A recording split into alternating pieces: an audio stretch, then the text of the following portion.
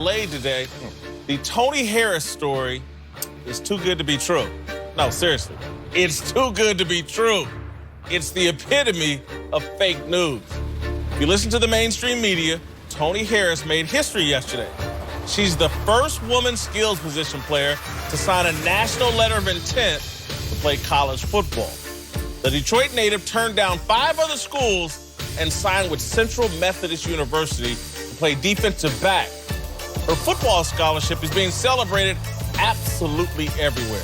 Yesterday, she was a guest on the Today Show.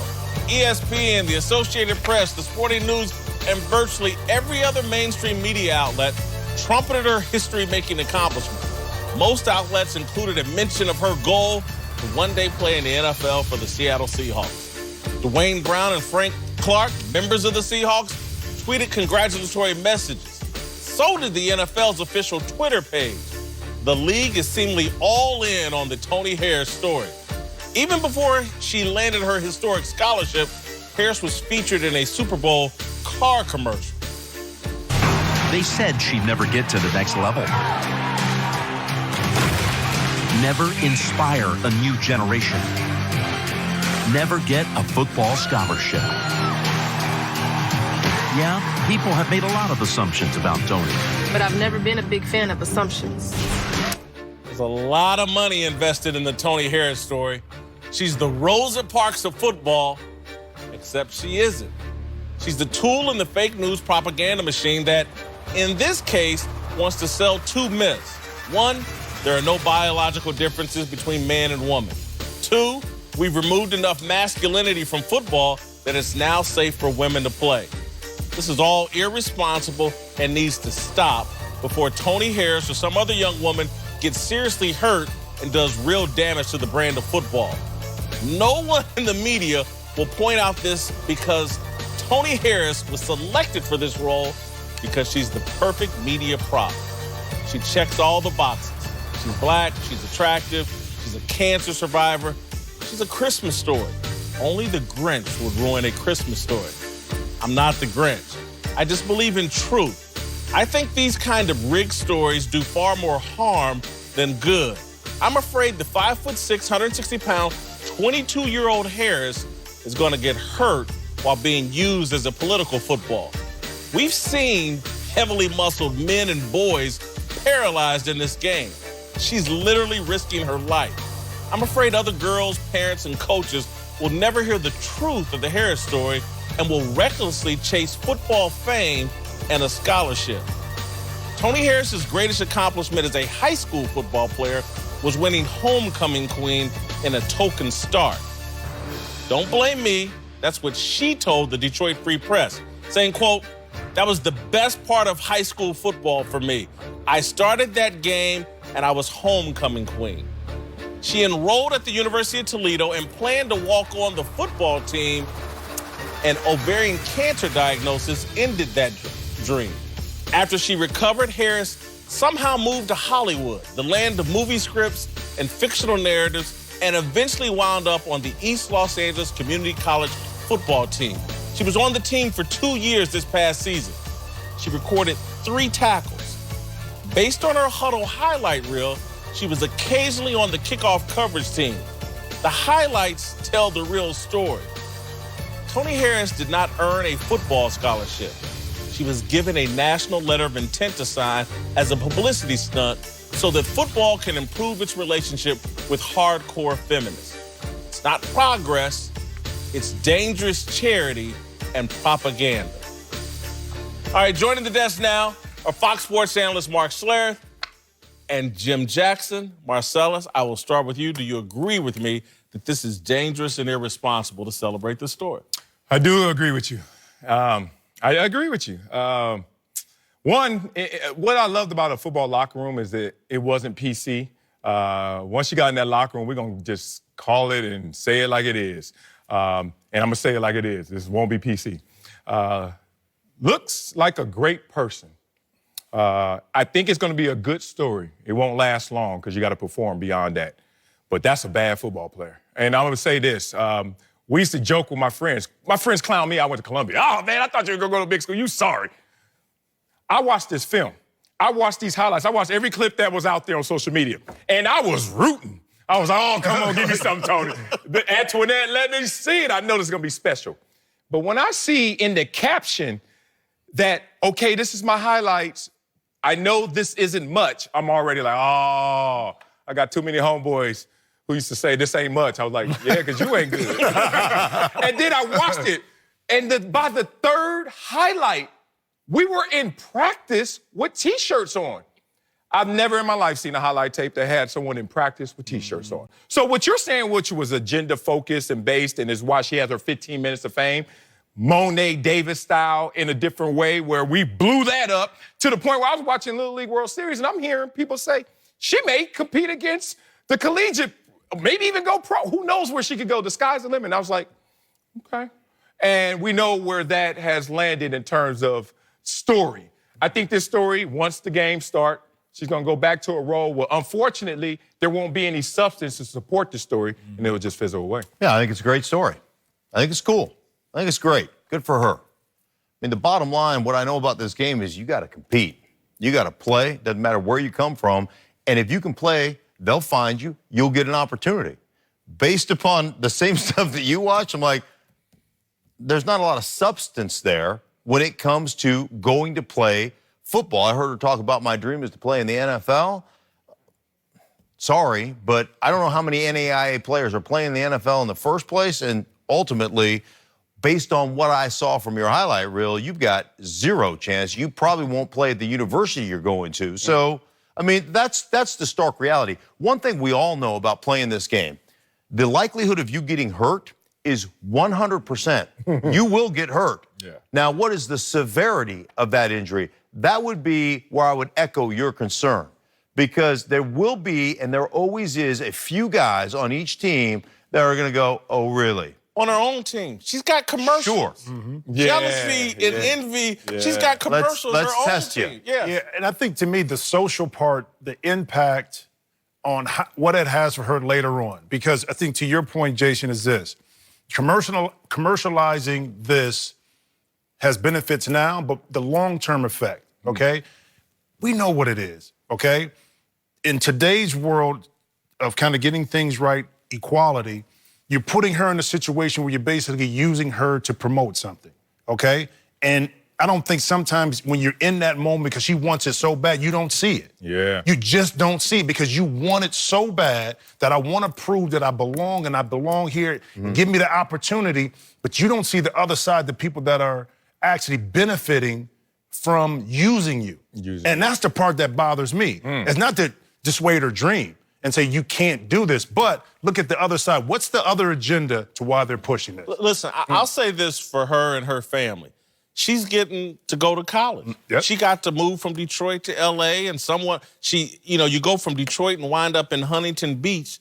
That's quite the trip. Right? You didn't go straight from Compton to Huntington Beach, but somehow she did, and then wound up on a football team, and then wound up in commercials. And literally, based on the research I was doing last night and this morning, I can't find any proof that she ever did anything in high school. The Detroit Free Press wrote about her as if she was a wide receiver, never listed a stat, basically said she got a start in one game. If a 22-year-old boy young man was on those highlight tapes that we all watched, we'd be like, hey, man, this is dangerous. This is irresponsible putting this man out there at 22 years old. He's going to get hurt. Yeah. Because that is, when you go watch the highlights they had her on kickoff team. And I guess, she was either too slow or she was the safety. And they're calling things tackles that aren't tackles. Yeah, I saw that a lot. The tackles, we call it the invisible man when you make tackles on the sideline, not in the box because you need that help. Right. The invisible man, the sideline. Every tackle I saw was with the invisible man. And I was like, I'm just giving this an evaluation. And this is the beauty of what I'm saying and why it's going to sound non-PC is because we don't care. The beauty of being in a huddle in the locker room is my hand looks different than yours. I'm bigger, you're smaller. You're stronger, I'm faster. It doesn't matter. This game will neutralize you. So I'm going to look at you like you're a player, not, you're a story. So when we get on this field, you got to move another man against his will in the game of acreage. Good luck. Good luck with that. And so what? You could take a hit. Can you take the hits? That's what happens. The cumulative effect of playing the game. It takes one to take you out. We've seen it with boys and it's never pretty. Going all the way back to Daryl Stingley to I can't remember the kid's name at Rutgers, but it's never pretty. And if this ever, just accidentally, because I'm sure they're going to try to protect her. Right. Because, again, this is about the narrative. But at some point, you can get hurt just by being there. This is an honest to goodness story. We had a guy walk on when I was at college, and I just played at Little University of Idaho, right? Yeah. He walked on, and my coach came up to me before spring practice to go, I want this guy to quit by the end of the day. Because they didn't want to deal with it. Right. Yeah. I said, okay. Gotcha. They lined him up over me, and there are people doing 5 to 10 for less than what I did to him in that practice. And he, to his credit, he lasted the whole practice, and then he turned in his equipment.